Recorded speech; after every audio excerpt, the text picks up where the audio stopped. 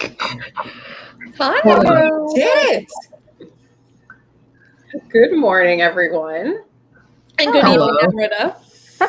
Thank you. How is everyone? Good. I have to say, I hit go live, and I was like, why are we not in the room? And then I realized I had to hit you all at the bottom. You think after a year of work from home remoteness, I would know what I'm doing. Well, we don't usually use StreamYard, right? Let's see. I've used Google Hangouts, Zoom, Ring Central. I mean, the list just goes on and on. That's how we live now. Exactly. So let's kick things off. Good morning, everybody. Thank you for coming to our Feasting Females live talk. I'll have everyone introduce themselves. I also will be your kind of de facto moderator. I think I said monitor and moderator together. So I will keep my eye on the chat. So thanks for everyone who popped in. If you're new to my channel, hi, my name is Kim, and this is Bookmarks and Breadsticks. I am a channel primarily in nonfiction, obsessed with everything in food writing and food books. Food books are not always cookbooks. They involve food history, food environmentalism, chef memoirs. I could go on and on, but feel free to introduce yourselves, my lovely ladies. All right, I guess I'll go first. So my name is Amy, and I'm over at Potatobrarian. So I guess I was just on Goodreads the other day, and they asked me for a first and last name. So my new first and last name is Potato McB. But I really like food history books. So cookbooks, I don't really own any because I didn't start cooking until recently, but I do enjoy reading about how food came to be and all that stuff. So that's partly why I'm here. I am not a foodie, but I do love to eat. So that's my CV. Hi, my name is Amrita, and I vlog, I guess. My channel is AmritaByTheBook, and yeah, I don't talk a lot about food on my channel as yet anyway, because it's pretty new, but I love food. I grew up in a family that was obsessed with food. My friends have called me a hobbit before because we had elemences and then lunch and a second lunch, and it was full on. And that's just continued into my adult life. Like Amy, I don't really have many cookbooks. The ones that I have are either very cherished gifts from friends or family. But apart from that, I do like to read a lot about food writing.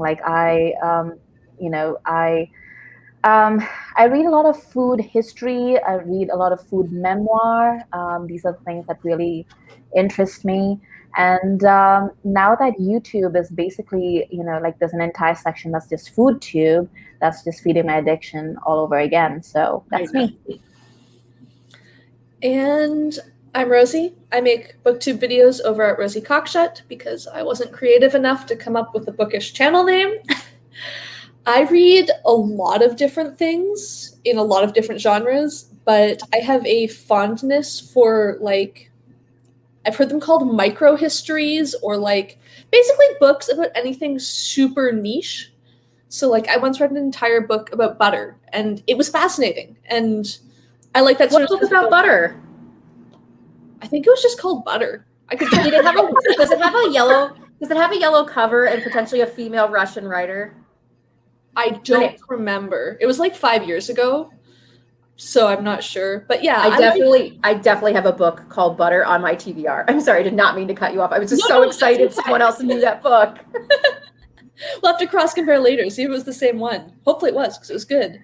But yeah, I just like anything really unexpected. I love learning new information, which sounds so cliche job interviewee, but seriously, most things, if they're well written, I can get interested in them. And I also love food. I love eating.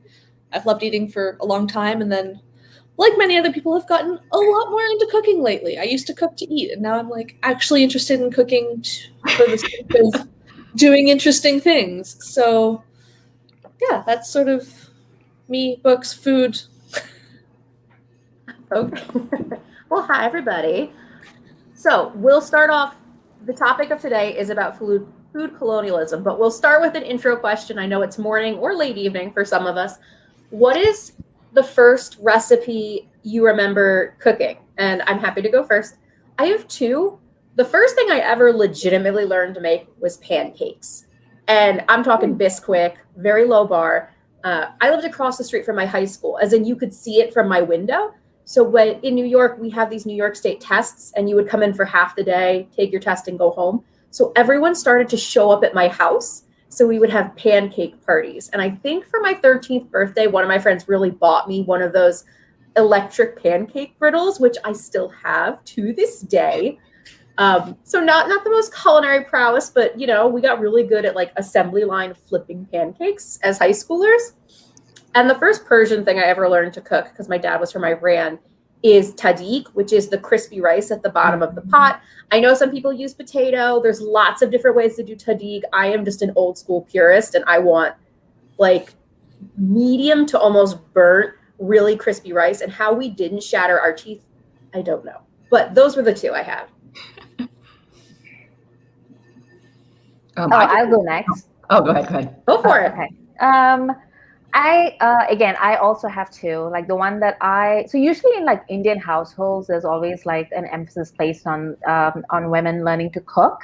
But my family really didn't go into that kind of stereotyping. I think mainly because my parents were afraid that I'd burn the house down. So I wasn't really encouraged to go into the kitchen. So the one thing that I really learned to make at a young age was chai. Chai is just tea in India. So it wasn't like masala chai, like the kind that you get at, say, Starbucks or something in the United States. It's just, at the most, we'd put in like a bit of ginger in it because we as a family don't like overly spiced tea. Okay. And then like I remember being in college and having to cook for myself, and my mother had like sort of sent me out into the world with like a couple of recipes that were absolutely no good whatsoever because they were her recipes, and she's very much like one of those instinctive cooks, and she's been cooking for so long. It's always like a pinch of this, and that pinch could be anything from like a teaspoon to a tablespoon. So I was just like, well, this doesn't work at all. So I think like the first thing that I actually learned to cook, and I have this very strong memory of it, was a lasagna from the Enthusiast website. And I like it's like my go-to lasagna recipe, and it's really good. And I remember, it was like a mess because it's this very like classic Italian American lasagna. So there's like, all those layers, there's like 3 types of cheese, like all this kind of stuff. And I remember making it and then looking at it, and I had like 2 aluminum trays full of lasagna. And I remember just looking at it and thinking, I made this. Like, this is I made it with my own hands, and it's delicious. I recommend the Epicurious website for novice cooks highly. I have a similarly you cooked that first sort of experience. I'm sure I cooked things before this, but almost exclusively like with my mom in the kitchen, I'm just helping or like baking cookies or something. But when I was a kid, my mom did like a full roast chicken dinner every Sunday night, like roast chicken and mashed potatoes and veg, gravy and cranberry sauce, like every week. So when I was probably about 12 or 13, she was away at a conference one weekend. And I, for some reason, decided that like, well, we've got to have roast chicken anyways. I can roast a chicken. Like, this is doable. You went for the whole bird? I did. And I think if I remember correctly, we had family friends who like came to dinner every Sunday night. They lived like one block over, so they always came over. And I think they helped me finish the veg, like in that last stage where you're like finishing everything. But I learned to cook a whole chicken before I learned to cook an egg, because I didn't eat eggs until I was an adult. So I never like learned how to make scrambled eggs as like a 10-year-old or anything. I just sort of jumped into it. That's a very Rosie story. Like, I believe that. Rosie's like 0 to 150. I'm game. Kim's over here with like Bisquick pancakes, just add water. Rosie's like, we're going for chicken. That's amazing. I remember my first, I thought my first recipe was the chocolate chip cookie recipe, actually. I was like, I still use it to this day if anyone wants Amazing. it. But yeah, I was like, okay, so that's my first recipe. But then I thought about it again and I went, no, that was actually not my first recipe because that was from like what, middle school or high school. My first actual recipe that I remember making as a kid was potato chips. And I made that based on, I don't know if you remember that old PBS show, Zoom. Come on and Zoom that show. That's it. So there's like a segment or like they have a feature on there called like Zoom Cafe where like people can send in recipes and all that stuff, right? So I don't remember the actual recipe. I just remember like, it was like homemade potato chips, something like that, and it was Zoe, the blonde with the glasses. She was making it, and I don't remember exactly how well it turned out. I think I made it. And then afterwards, like when I was baking it in like a little toaster oven thing, and my mom kept on going, I don't think this is gonna work, because like she's that type of mom too, like Amrita's mom, where she's always like, let me do that, you're doing it wrong. So she's looking over my shoulder and she's like, that's not gonna work, it's not gonna work. And it came out, and I mean, it was crispy, I guess, but like I was trying to make something that I was picturing like a Lay's potato chip, like a mass-produced potato chip, and I just went, this tastes kind of weirdly healthy. It wasn't really right, but I do remember like the texture and everything, and I think that was actually the first thing I ever made. So yeah, like that just came to me randomly like a couple days ago, and I was thinking about this, and I know, yeah, the potato chips from Zoom. That's right. I'm so glad that I'm not the only one who like grew up with Zoom and like Zaboomafoo and like PBS. We didn't get cable till I was like maybe 8 or 9, so like Arthur was my man, except he's an aardvark, which I never like. He doesn't look like an aardvark. Thinking back, like I call it armadillo. I'm like, it's still my favorite show. I watch it like as an adult and everything, but I don't know why. Like, I don't think he looks like an aardvark. I really don't. So easily distracted. I love that. Like everyone in the comments is going like Zoom. Honestly, I still remember like part of like the ending theme song, and all I remember is the zip code where you could end was like 02134. Send it to Zoom. Like I remember. Boston. Am I like dating? Yeah. Am I like dating myself right now? Because like that show was amazing. Oh wow, there are a lot of PBS fans in here. Support PBS. Right. Not sponsored. PBS, sponsor us.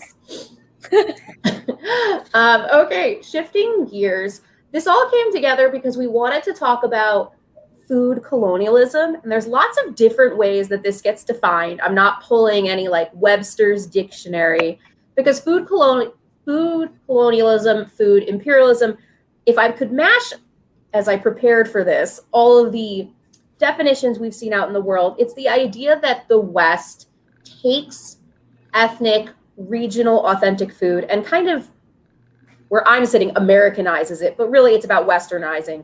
And usually it's taking some of those ingredients or food dishes from third world countries and spinning them and claiming them as our own. I know that Americans, we actually have a really bad history of this, because if you think back to some of the first cookbooks ever released in America, these were white Southern women who were taking credit for what their slaves essentially were cooking in the kitchens. Mm-hmm. So we don't have a great history in this, as one of the Americans on the call. But I would love to know from everyone, like, what does it really mean to you? Because I do think the definition changes where you are geographically, what your background's like. So I'd love to open it up there. And keep it coming in the chat, guys. This is hilarious. I'm not sure if my answer is strictly food colonialism or is more thinking about food colonialism through the perspective of cultural appropriation. But what I kept coming back to is it's this attitude of taking the food and taking the things we like and taking, the recipes or the styles of cooking, but without the respect for the history or including the people who've been making this for so long. So the image that kept coming to my head is, the classic example of the white, classically trained in France chef who opens, a Thai restaurant. And this is now like, this is what great Thai food is. This is what highbrow Thai food is, while ignoring the, probably immigrant Thai chef who's running an authentic Thai food restaurant, but like they don't have the same like cultural and social prestige, so no one's paying attention to that and they're not moving up. It's like we're taking the product but not thinking about the people it came from. But again, that might come back more to appropriation, not colonialism. Well, I don't know if you watch Chef's Table, but there's an episode, and I can't remember who the chef was, but there's a Thai chef, and she was talking about how she noticed, like in Bangkok and everything, like the food that you see served on the streets and all that stuff, like that's not, I mean, it's listed as like authentic Thai food because there's Thai people making it like as street food, but it's actually like something that came about after like colonialism became a thing, like after the West moved in and they started catering to the taste of like foreigners. So those dishes that you see being made out in the streets and everything, a lot of them, like they just had to adapt just because like the ingredients that they had access to were cheaper. And as a result, they're just not very healthy. So the whole episode was about her like trying to get back to like the root of like her roots, like authentic Thai cooking, like locally sourced ingredients and all that stuff. So I think colonialism like has a big impact on, or has had a big impact on how like, the global food supply system works and who influences whom and like what, like there have been many dishes that are just created because of like some occupying like foreign nation being there. And like if it weren't for that, then maybe that dish wouldn't exist. But like I'm not saying that like hooray for colonialism, but I'm like I am acknowledging that there are things like I'm Vietnamese, so like in like Vietnam, like the banh mi, which is like the sandwich, like the bread, like you know, obviously like that probably wouldn't have come around if the French hadn't imperialized the country and brought like French bread and all that stuff. So that's usually what I think of when I think of like food colonialism. And I have more to say on that later, but like let me think for a second. No, I mean, as Kim said, like it's such a vast topic, right? Like we could be talking about different facets all night if we really got into it. But it's funny because like this idea of authenticity that Amy is talking about is something that has been coming up more often of late across like my timelines on social media and stuff, and like with the people that I follow online who talk about food. And honestly, like for somebody like me, like I'm from India originally, and so much of what we know today as authentic Indian cuisine, and there is very much like, you know, like I always think like Indians and Italians are like the two people I know who are like, you know, just really like into this idea of authenticity when it comes to their food. And like vocally online, I mean, I'm sure like everybody has ideas about authenticity about their food. But so much of what we think of as Indian food has been affected by colonialism, you know, like, so the state that my family comes from is down south it's called Kerala, and it was the first place to be colonized by the Portuguese actually. And the Portuguese brought with them everything from like pineapples to tapioca to chilies and tomatoes and cashew nuts and things. And each of those things are so integral to what we know of as Malayali cuisine or Kerala cuisine. And like tapioca is a staple where like today, you know, like we eat it all the time. Like it's pretty much like, you know, there's rice and there's tapioca. But it didn't exist. Like we had like tubers, you know, we have like native tubers in Kerala, but the kind of tapioca that we eat like is very much like a Latin American thing. So the idea of authenticity, like there's been like a bit of a pushback and a recontextualization of what that term means in Indian conversations online, I think. But also like, you know, in terms of language, you know, just the other day I came across this tweet of there's this Pakistani author called Moni Mohsin, whom I really enjoy. And she was reading Megha Majumdar's Burning or A Burning. Is that, I'm sure like you know what the book that I'm talking about. It was I think I know what the cover looks like, but I can't think of the exact title. it was like book of the month for like a bunch of subscription boxes. Everybody was Mhm. reading it on BookTube at one point, and it was like on the New York Times bestseller list and everything. And she was talking about like reading it, and she wasn't really criticizing Megha Majumdar as such, but she was saying that, she found it so difficult to read the descriptions of food in that novel because it was so contextualized for a Western audience. So she would say that, that character's eating like, this item, and then there would be like an explanation of what that item was, and, saying that, oh, it's like such and such item that you find in the West. And she was reading it and she was like, well, nobody's ever explained to me what a shepherd's pie is. I'm just expected to know what it is. Like, Very nobody true. said, like minced meat braised in its own sauce with like a potato layer on top and then baked. Like, nobody ever says that about shepherd's pie. You're just supposed to know it. So it's like, it's like a bunch of different things, I think. Yeah, that's actually, you touched on something my dad used to bring up. So my dad came from Iran to America when he was like 19 years old. And up until the end of his life, there would just be times he's like, what does this mean? Like, what is this thing? And I think of like Schitt's Creek, there's an episode where it's just like, fold in the cheddar cheese. And like, he's like, what does this mean? So I relate to that a lot. I think I try to break out food colonialism and imperialism and appropriation. They all kind of get mixed. But the things that like I view in a negative connotation is like, look how much matcha took off. Someone was like, oh, matcha from over in this country. Like, let me take it. And now it's on every Starbucks menu. But I don't know if the average consumer going to Starbucks knows where matcha came from or what it's about. And I'm not saying we all have to print out, like Wikipedia cards to give to people, but there's a certain level of reference and homage, or at least acknowledgement that this is something from somewhere else that I would appreciate. Because there were times that like Persian food and Mediterranean food start to overlap a little bit, obviously, because Iran was, Persia, all the changing borders. And some people are like, oh, feta cheese is Greek. Like, feta cheese is also used all over the Middle East because they had more goats than they did cows and just things like that. And I'm trying to think of like another, when boba came over and became a huge, like, the boba phase. And like, I love boba. I love that stuff. But, and maybe it's because I'm a food obsessor, like, I want to know where this stuff came from. And there are some chefs that do reference that things. And I've seen a couple questions in the chat of, how do we feel about what fusion food is? How do we feel about like what is authentic food when you're traveling? And I think those are some really good questions. I don't dislike the idea of fusion cooking because from my childhood, I feel like all I've eaten is fusion cooking in the sense that my dad was from Iran and my mom is a Jersey girl, born and bred. So to me, my mom, we call ourselves the mutts of Europe because I actually did one of those DNA tests and I'm like Dutch, I'm Spanish, I'm German.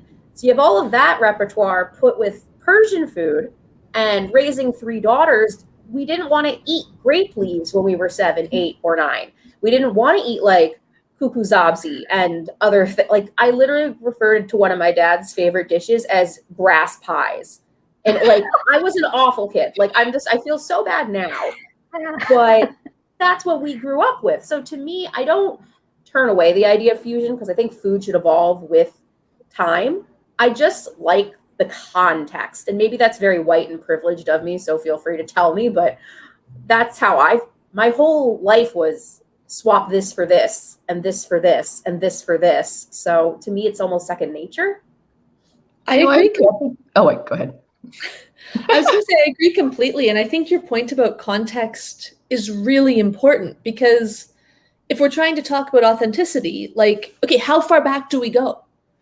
Do we go back to the last ice age when like, do we go back to when we were, first emerging in Africa? Like, where do you draw that line? History is a continuum. There's not like it was, there's different stages, right? So I don't think we should be trying to be like, well, no, this is this dish and it can be only cooked this way by these people and in this place. And that sort of gets into, well, do we want to eat food or do we want to have a food museum? And food is alive. It's part of life. Fair. But yeah, it's sort of having that awareness and that general information and people understanding that, like, this is where this is coming from. Yes, this dish is a really common Thai dish now, but it wasn't 500 years ago. Here's why it became common. It's still a Thai dish. It still arose in Thailand by Thai cooks, but for these reasons, just like, you know, my ancestors 500 years ago weren't eating white bread because they were probably peasant farmers in Northern Europe. But that doesn't mean that, like, well, one, I can't have any gluten, but like I should only eat rye and oat flour because 500 years ago, that's all that was available. It's about, yeah, I guess trying to have more information about what we're eating and where things come from. Yeah, exactly. I think it's like thinking about the power structures that come into play, like, and it's like something that's really, really complicated, obviously, after however many years of like colonialism and imperialism and like all around the world, actually, by different cultures and everything. But yeah, like, I think I was telling Amrita about this, like back in my hometown in Southern California, like there's a big like Vietnamese American population there. And there was like this movement a couple years ago, like actually a couple, I'm old now, it's like 10, 12 years ago, where people were trying to like decolonize Vietnamese food. They were like, these foods that we enjoy nowadays are like the result of French imperialism and all that stuff. So they were talking about back in the day, like our ancestors didn't eat this stuff. And I don't know, like I pushed back against that. Like, and I was just like, I don't really see the point of it. Like, I'm not giving up my banh mi and my, all these other foods that I have because of imperialism. Like it was a horrible time period. Like I might as well get what, like all the positive things out of it. But I know, because and going back to the fusion food question, like I actually enjoy fusion food. Like in college, I ate so many bulgogi burritos, like Korean, Mexican fusion right there. And it was made really, really well. But I think when it comes to fusion food, it's like really a matter of how, like the value that is placed on the food, like depending on who is cooking it. Like I know like a lot of times, like if it's like a white chef or a Western chef, like it tends to get more attention and they get to charge more for it too. That's another thing.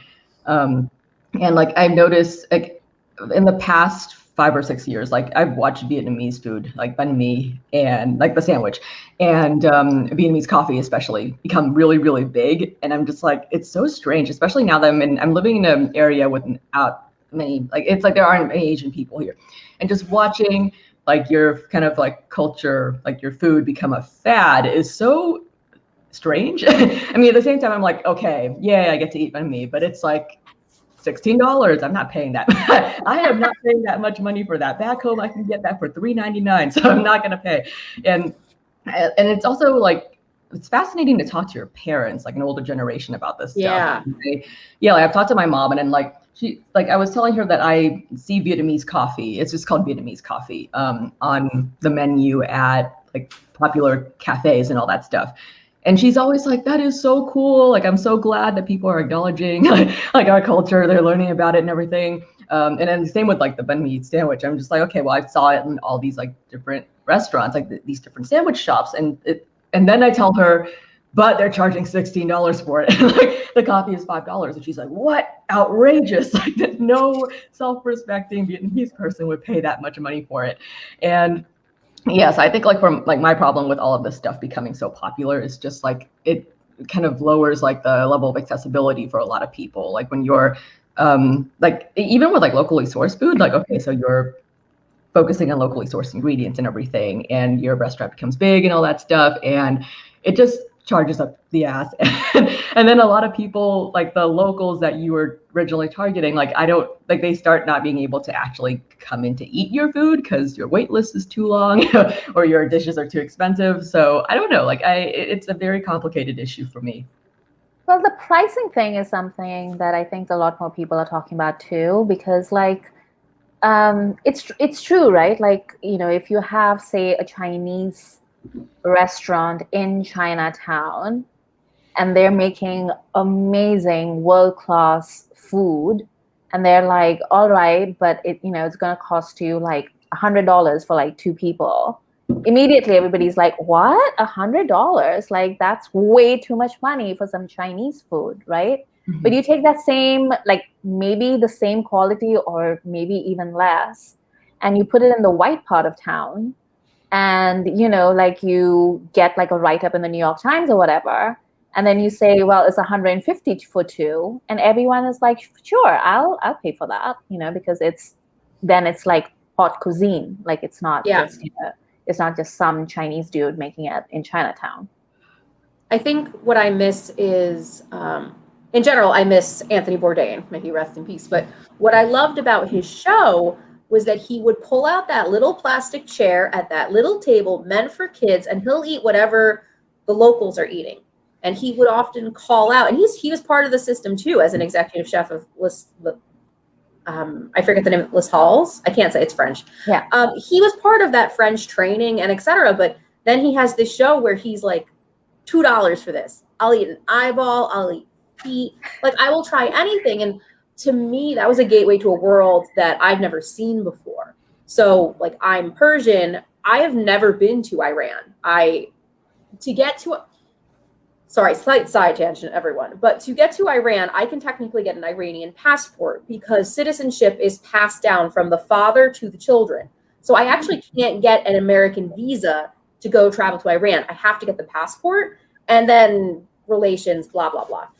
Government relations, it's not a great time. But seeing Anthony Bourdain go to Tehran and go to Iran, those were 2 to 3 episodes where I like grabbed my dad and sat him on the couch and was like, what is this? What is this? Is this real? Like, did you eat this? And he's like, oh yeah, we totally ate these really gross pizzas that taste like hamburgers, and we used to drag race. And first off, I'm like, you used to drag race? He's like, yeah, and I used to smoke pot. And I'm like, who are you? I guess your parents can be cool. But sorry, there was a roundabout way of saying, like, it goes back to your statement about price structure. Like, these were just things my dad grew up with. And then suddenly I need to make it a restaurant reservation 3 months in advance to go somewhere because someone with Western representation gets to have success on top of it. And I think that's like there's a whole conversation about the authenticity of Chinese food in America. The Chinese food in America is Americanized. It's totally different from what actually comes out of Asia, which, if you want to see a documentary about it, Finding General Tso's on Amazon Prime. Is it General Tso's, General Tso's? Potato. But there's a whole movie about how that's not real. It's like an American-made dish. You can see my dad drag racing. Thanks, Josh. Josh knew my dad. So building off of this chat naturally, I think we've talked about, okay, well, I have some issues with, let's say, a Western chef just taking something and presenting it as their own, and then also escalating prices and limiting accessibility. The other thing we have seen in the media is the idea of tokenism, the idea of, oh, I need to be culturally diverse. Let me put this person in front of the camera. And I think we saw a lot of that last year with Bon Appetit magazine. So for those in the chat who aren't aware, last year there was a mass exodus of Bon Appetit's on-camera talent. There was such a great group of chefs. I subscribed. I watched every week. They had tons of people. And then it came out that these, forgive me, I don't know what to call them, they identified as ethnic representation, weren't getting paid as on-camera talent. They were always brought in, told to do things, help with clicks. Meanwhile, their white co-stars were getting paid. And at times, their own recipes that they were trying to pitch to the magazine, something that was true to them, true to authenticity, was being rejected. And their recipes were being rewritten for a more, I don't know what else to call us, a white audience. So I'd love to see how you first off, did you guys even know that happened? Because I know I'm a super food nerd, so that was not meant to be a put down at all. I had to explain this to somebody else because I tracked that like hot gossip. Like, so how do you feel about it? Are you still watching Bon Appetit now that they've relaunched with a diverse leadership committee? And how do you feel about it? I followed that. Like, I was the same as you, Kim. Like, I was subscribed to all the things. Like, I followed all the chefs. I followed them on Instagram. I was like super in it.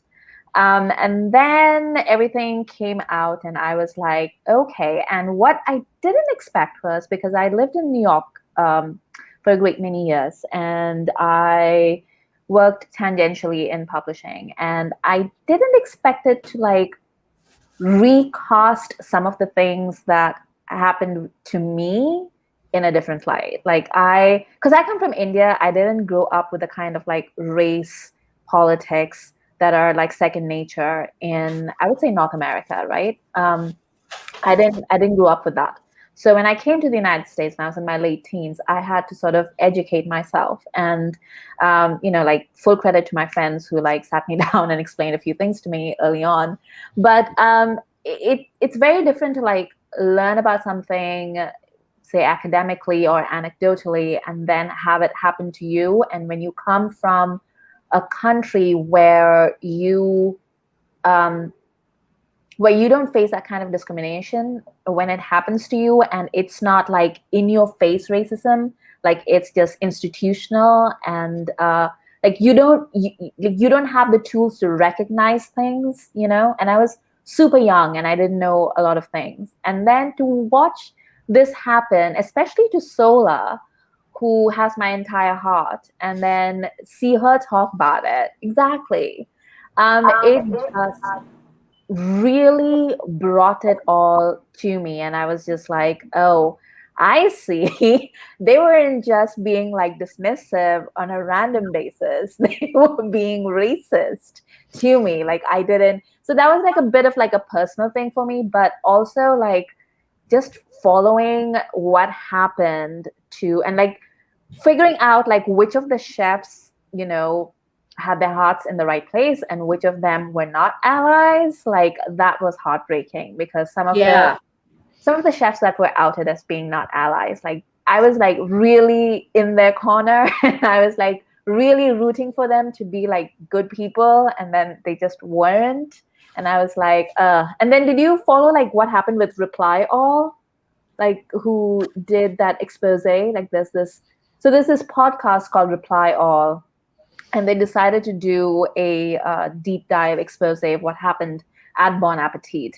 And what happened was, in the process of reporting, and they were getting like so many kudos, they were just like, oh, this is like an instant nomination for the James Beard and blah, blah, blah.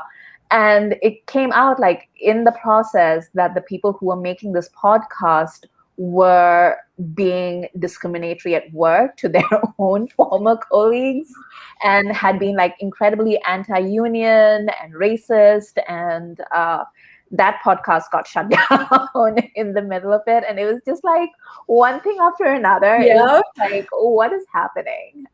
So yeah, I mean, there's a point where you just laugh, right? Like it's not funny, but you laugh because what else can you do?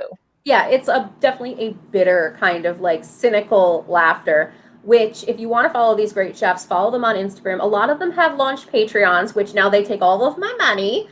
But that I genuinely felt that way. And it was hard to watch because like these were people that got me through the pandemic. I'm not even going to lie. I was watching these recipes and I was like, I might not ever cook this, but I was so excited to learn about food I didn't know about. And I have a former life in food and television. So to hear that people aren't getting paid for their talent and their skills, like it really broke my heart. And then they go for this refresh. They bring in like Marcus Samuelsson, who is a very respected Black Swedish chef, to come in as a culinary advisor. They bring in a Black female CEO. And then they bring in a whole new set of on-air talent cast.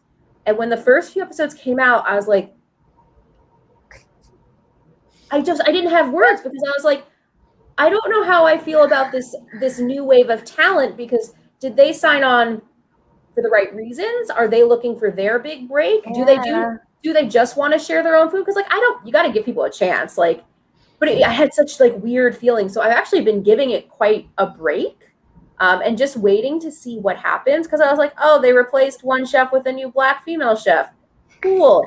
Oh, here's another chef that checks this box, and it's not. I don't mean to attack the chefs themselves. I'm more critiquing the institution. I'm like, I don't know if I trust you. Like, I felt a fundamental trust was broken, and it's a very interesting role what the responsibilities are of like an influencer or the institution that they work within, and et cetera. And a lot of these chefs that have left have gone on to be on new channels. I think Food 52 comes to mind. A couple of them are working with Binging with Babish, which is another different channel out on YouTube. But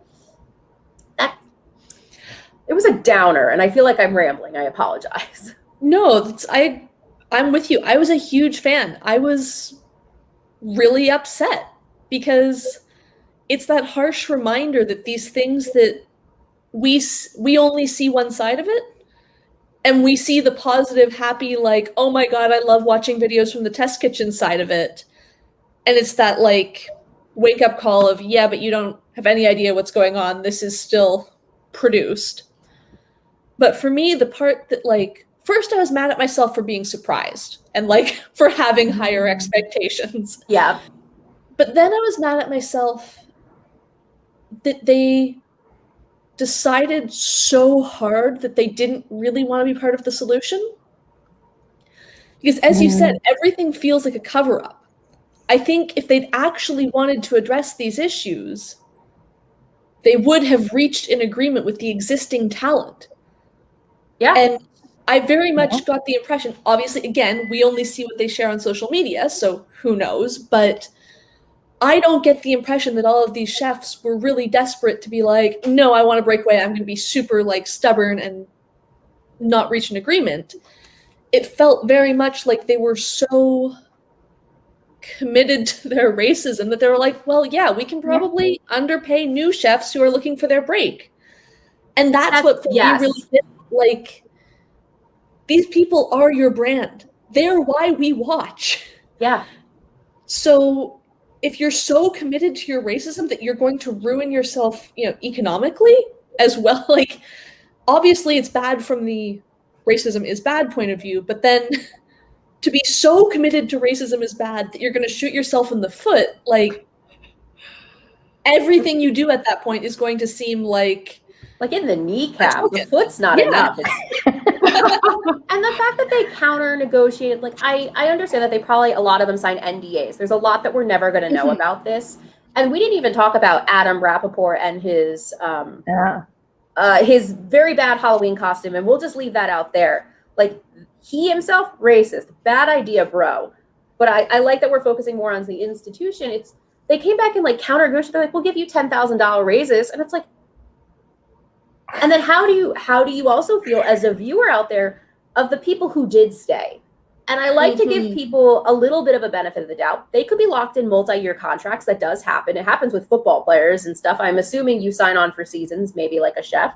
They could have young children. I know Brad Leone's got like 2 young kids, and oh my God, what is his name? Chef Chris has 2 young kids. So I'm trying not to be a horrible human, but it's like this feeling of cancel culture. I was personally hurt that Andy stayed because he is an Iranian background. And I was so excited that Bon Appetit was showing people food that I knew.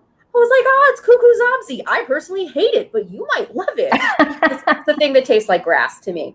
I know, I'm a child still. But like now that some of these people have stayed, I can't say I follow them because they were like, I stand with my friends' decisions. I'm like, do you?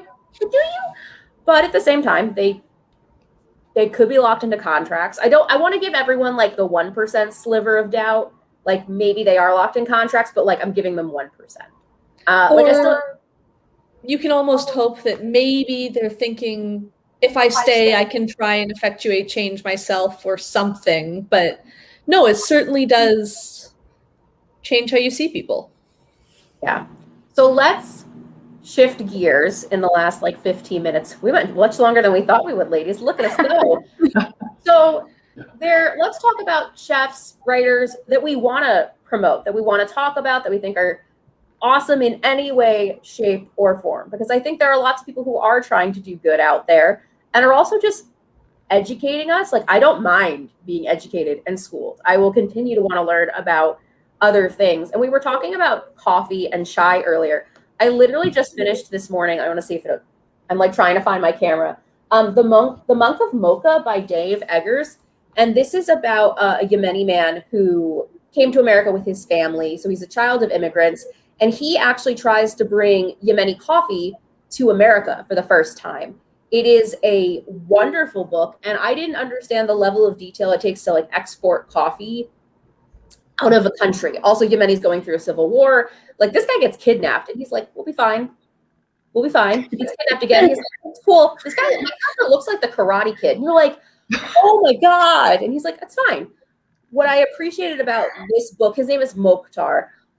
Mokhtar is like 25. And when he meets the farmers, when he meets the growers, the people who literally separate out coffee beans that are red for ripeness and the greens and the brokens and frozen, his business pays all of them an upcharge of 30%. So this is an example of someone who is giving back to the origins. He is Yemeni, so he wants to give back to his people. But like, I found that encouraging, because by the time the supply chain ends, people in America were paying $16 a cup for this coffee. It got like the highest ratings in the world.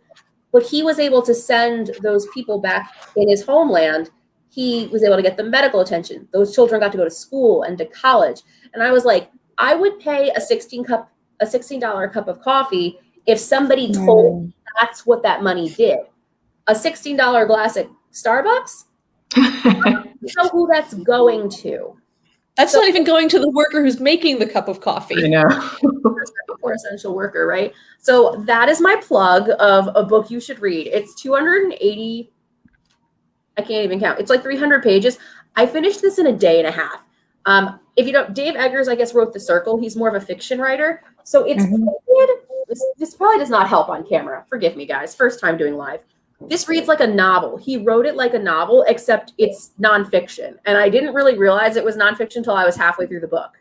And then they were like, hey, you should assume everyone's speaking Arabic because I had to have it translated. Mokhtar helped me. And I was like, oh, you're nonfiction. So that is my plug of a great book, guys. You could also follow the Monk of Mocha on Instagram. You can see all the work that Mokhtar does. Like, I love seeing, and I don't know if this is like white privilege mountain, and feel free to tell me if it is. I love actually seeing pictures of like the farmers he works with and their stories. And like, I would much rather support him. I can probably only buy one $16 cup like every 2 months, but I would sure be more motivated to. I have been keeping kind of silent because I didn't know much about the Bon Appetit like scandal and everything like before. But I want to say that if you want like recommendations for food podcasts, like food history and all that, I have a ton that I listen to that are not Bon Appetit related or Apply All related, because I know like those were definitely like on the list of like recommendations that my friends had for me, and then I had to tell them, oh, guess what? I heard there was a scandal, but I don't know the details. So thanks for explaining that to me. I don't know if this is like a recommendation exactly, but I did just read a book called For All the Tea in China by Sarah Rose. Ooh, I have it on my TBR. I can't say like I love it, because I don't know if it's because like I already knew kind of some of the things that were in the book, but like it's a good introduction for anyone who's not familiar with that. And like they basically talk about how back in like the 1800s, when China had like a monopoly over the tea trade, England sent in this Scottish guy, like a botanist, to go to China and like basically infiltrate and steal the secrets of how to make and brew tea. Like they didn't even know how to grow tea properly. Like they didn't know. I mean, I didn't know this either. And like this is one of the things the book did teach me, like that green and black tea come from the same plant, but green tea is grown in a different region of China versus black tea. And like, it's just a different method of like curing, or like they call it like fermenting, but it's not fermenting like beer fermentation, but like, it's just different ways of making the tea. And they had to like steal all of these things because they didn't know any of it. And then like, in order to be able to keep it going, they brought it over to India, and then they had to like the reason they needed to know how to grow it was so that they can replicate what the Chinese were doing in India and sell like because India was like, you know, British colony, like they were going to use that in order to like take over the tea trade. And it just led to like all of these things happening. And they also mentioned like, okay, back in the day, like people used to drink beer and everything. Like workers were given beer like while they were working, and it was just really dangerous, like considering like the factories that were springing up and all that. But when they started importing tea instead, and tea was was cheaper and more accessible, people were able to I guess work more efficiently. And like there's this claim, and like I believe it, but like I don't know if like it's actually, I have not verified it, but they were saying like the Industrial Revolution was made possible. It was so successful because of like the British importing tea that they had stolen from China, using like their colonies in India. So yeah, I don't know about recommendation, but I was like, that is an interesting book to like read if you want to explore more of this topic. But I like the recommendation I do have is this book called Chop Suey, and I did see some comments talking about how like Chinese food in America, like brought over by immigrants, it's very different from Chinese food in China because it's been extremely Americanized. And the stuff you find at Panda Express and everything, many of those dishes do not exist in China, or else like they exist in a completely different form. And like the reason for that is just because like one, they didn't have like enough ingredients, and two, because like the taste buds of like the people in the towns that these like original Chinese immigrants came to, they couldn't handle like the spice level, or they couldn't handle like certain spices that were too strong, so they had to kind of like tone it down a little bit. And like as a result, we ended up with Chop Suey. So there's a book by Anne Hui called Chop Suey, and that one actually explores Chinese food in Canada. But I've read that one. Yeah, but Chinese food I in finally the US found the has right Chop Suey book. I will put it in the chat for everybody. Oh, Sorry. thank you. I can't actually type in the chat. So I was like, that's why I'm not responding. But yeah, like it's a red cover and everything, and I thought it was I thought it was a very like moving book, because it does go into like Chinese immigration, like what it's like to be like the only Chinese family in like a small town with only white people cooking Chinese food and all that.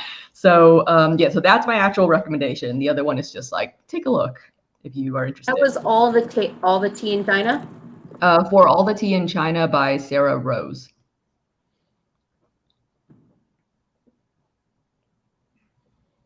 Oh, sorry. I'm on my other monitor pulling these from bookshop.org for everybody, since bookshop.org will support small independent bookstores. No pressure for anyone to buy them. We just want to give the resources.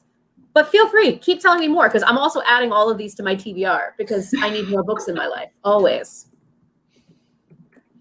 Yeah, for me, I am actually going to recommend a couple of YouTube channels, and I'm going to recommend a book. So if you are interested in like really authentic Indian food, but you're intimidated by it and you're thinking like, like that's quite difficult, then there is a chef on, his name is Ranveer Brar, and I'm like giving it to Kim to post because I also cannot write in the comments. But he makes I'm like sorry if I didn't give you guys permission or something. I'm still learning. I have no idea either. So, like maybe we just don't know where the button is. I think we probably have to like sign in, like that's what's happening. Nice. But I don't want to do it in the middle of the stream because then who knows what will happen. So Ranveer Brar makes like very authentic Indian food, and it's very easy to follow along. It's just a matter of like getting your ingredients right. And then there's this other guy that all the Indians love, and his name is Va Chef. And he is insane. Like, he's a really good chef and he knows what he's talking about. But this is one particular recipe that is just legendary on Indian social media, where he's making like drunken chicken, and it's called drunken chicken, and it's made with like toddy. And he just keeps talking about like how he's giving a sip to the chicken and then he's taking a sip for himself.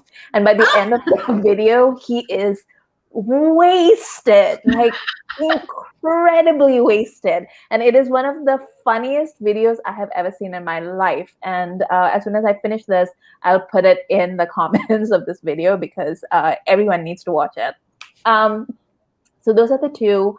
And then Sola, like we were talking about Sola Ilwali a little while ago, and Sola has this series on Food 52 where she just teaches you technique.